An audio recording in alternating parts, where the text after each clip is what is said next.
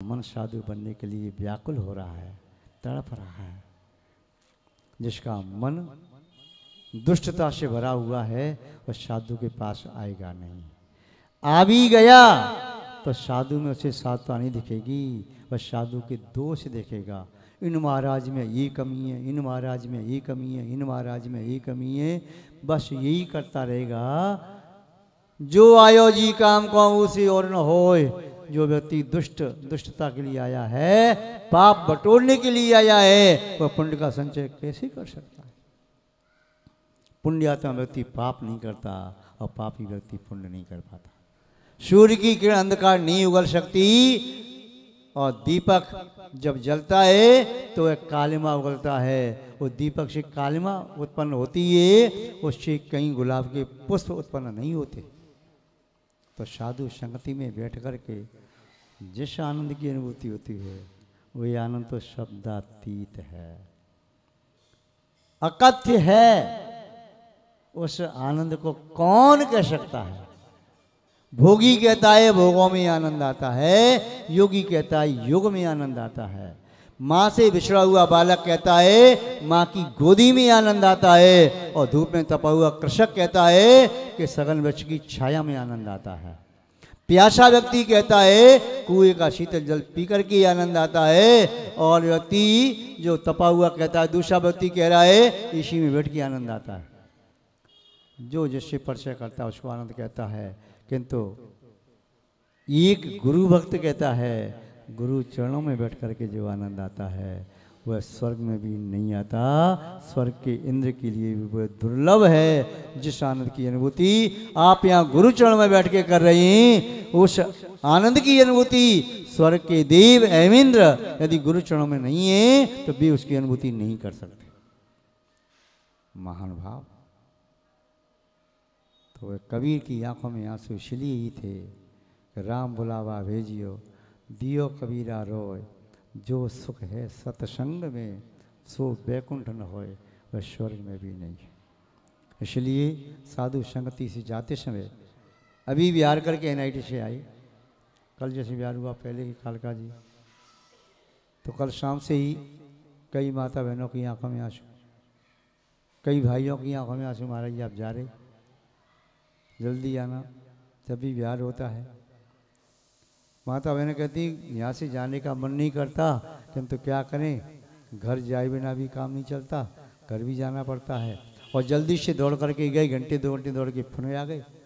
सुबह आई 5-6 बजे से और 11-12 बजे घर के बाद गई, पुणे 3-2 बजे क्लास में आ गई तत्वशुद्ध में, फिर शाम को गुरुवती में आ गई, आश्रमंदना में आ गई, स्वाध्याय में समय बैठे। ऐसा लगता है बस घर तो बस गई, जाना पड़ रहा है मजबूरी में, पुणे लौट के आ गए। साधु साथ में बैठ करके जो भ्रमर पुष्प से चिपक गया, गंध ले ली ना, तो पुष्प की गंध को छोड़ना नहीं चाहता। जिसने साधु संगति का आनंद ले लिया तो क्यों छोड़ेगा? जिस बालक ने मोदक का स्वाद लिया है उसे मोदक छीनो तो रोने लगता है।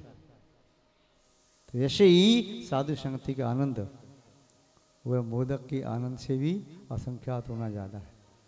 महानुभाव, समय आपका अधिक हो रहा है, अन्य कार्य भी संपन्न होने हैं। लगभग 9 बजे तक का ही समय था ना, 9:15 बजने वाले हैं। और चर्चा फिर दोपहर में करेंगे, शाम को करेंगे, कल भी चर्चा करेंगे ना।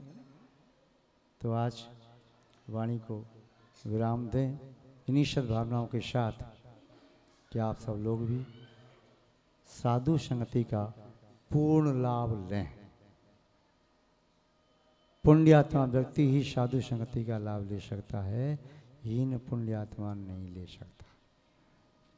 पुण्यात्मा व्यक्ति को लाभ मिलता ही मिलता है और पापी व्यक्ति को लाभ मिल नहीं सकता। जिन्हें लाभ मिल रहा है वे अपने आप को पुण्यात्मा समझें, और जो यहाँ नहीं आ पाए पुण्यात्मा तो उन्हें मैसेज दे करके उन्हें भी कहें भाई कि 2 दिन का मात्र अभी लाभ प्राप्त हो रहा है, तो 2 दिन का लाभ ले लो, जितना मिले उतना ही ज़्यादा। और चूक गई तो डाली का चूका बंदर, आषाढ़ का चूका किसान, फिर पश्चाताप करता रहता है। तो इसलिए आप चूकें नहीं, भूलें नहीं। भगवान की पूजा करें, भक्ति करें, अभिषेक करें, आरती करें, वंदना करें।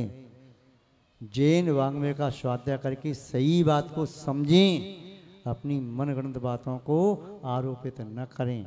साधु की सेवा भक्ति करें, ये न सोचें ये भावलिंग या द्रवलिंगी। अपने आप को मिथ्या दृष्टि सिद्ध मत करें। जो साधु में दोष लगाता है, आचार्य रविशंकर स्वामी ने पद्म पुराण जी में लिखा है, वह नियम से मिथ्या दृष्टि है। वह जौ की तरह से गाय के स्तन पर चिपक करके भी दूध न पी करके खून को चूसती। तो सम्यक दृष्टि धर्मात्मा वह तो भद्र प्रणामी होता है, नम्रीभूत होता है। कई बार विहार करते हैं तो मार्ग में जैनितर पुरुष महिलाएं भक्तिपुर साइड में खड़ी हो जाती हैं अपने जूते चप्पल उतार करके, और विहार के उपरांत वहाँ की रज जमीन से धूल उठा करके पल्लू में मैला बांध लेती हैं। अरे भगवान निकल गए, भगवान इनकी पदरज आरोग्य को देने वाली है, रोग को दूर करने वाली, घर में ले जाओ तो मंगल करने वाली है। ऐसी श्रद्धा काम करती है। महान भाव। तो आप भी अपनी श्रद्धा को विशुद्ध बनाएं, साधु सेवा का पूरा लाभ लें। इन्हीं सद्भावनाओं के साथ आप सबको और आपके सम्मानीय माता पिताओं को